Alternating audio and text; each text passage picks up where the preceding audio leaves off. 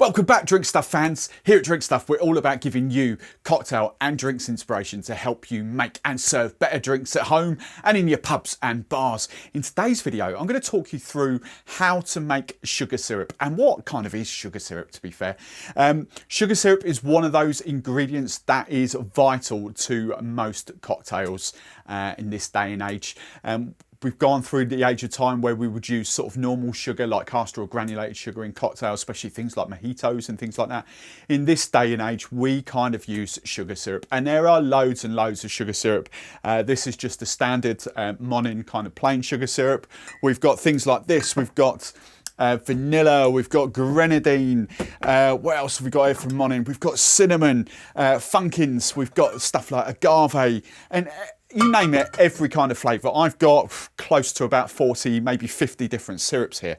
And as I say, they are your sweetener to cocktails. Now, if you're like me and you're quite busy, I do tend to buy my sugar syrup in, hence I've got all these. Because if I was going to make all these different kind of flavours, it would take me ages for what I do. However, for you guys at home, it is probably a damn sight cheaper to actually make your own sugar syrup. If you make it yourself, take your time out of the equation. That's the big factor for me, is time. If you take your time out of the equation, you could probably make that exact same bottle for less than £1. All right, so it's quite easy to make your own. Now, I'm going to do it kind of demonstrate like live here for you. You could do, most kind of bartenders and home enthusiasts would kind of make it in a saucepan on their hob, but you can quite easily do it using a kettle. So I'm just going to make a bit in my cocktail shaker here. It doesn't really matter what you use, whether it's granulated or caster sugar, or it doesn't really matter too much. It's just we're going to do equal amounts. Where's my other little measures? So I'm just going to do it's just a 1-to-1 ratio in a sense. You can get a bit more technical and make it slightly thicker if you do sort of 2 parts sugar to 1 part water, or you could kind of do it a bit less, but traditionally it's 1-to-1. But have a little play. I'm going to talk you through in a minute as well the kind of different flavours and how to make sort of different flavours. So I'm just got my sort of jigger here just to sort of see. I'm just going to do like 60 ml, 2 ounces of granulated sugar there, and I've got some kettle water that should still be hot, just boiling hot tap water. Again, 60 ml, equal amounts. Put that to one side. I'm just going to stir it down, and that is as simple as it gets. Give it a couple of minutes or so, and that will be sugar syrup. Now, as I say, if you want it slightly thicker, like Gom has got other kind of things added to it. It's not the same as sugar syrup. Monin do both. But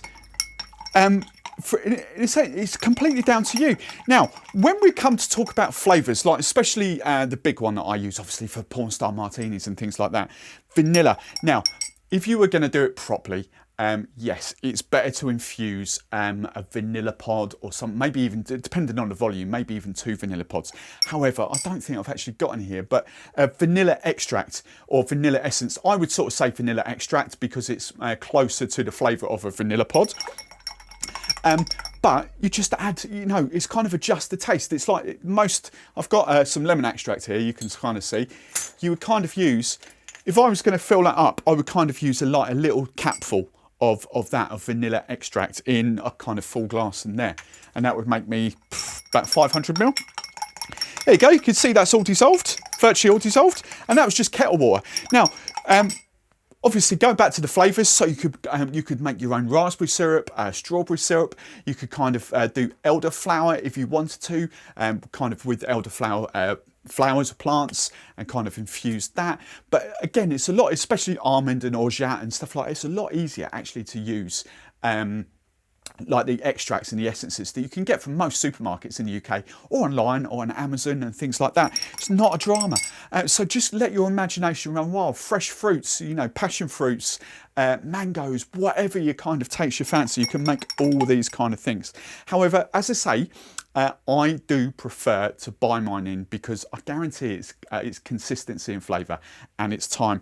The one thing I'd like to add in as well, because here in the UK, we've got different types of water that comes out of your tap. Now, if you're going to use bottled water and filter it, absolutely fine, ignore this bit. However, if you're like me and live in a hard water area, Cambridge is quite a hard water area, that sugar syrup will keep in the fridge possibly for about 4 weeks, a month before, and this is just it just goes through, and I've done it for years and years and years. You'll just start to get sort of, not mold as such, but like tiny sort of bits of mold forming after about a month, and that's purely because of the hard water.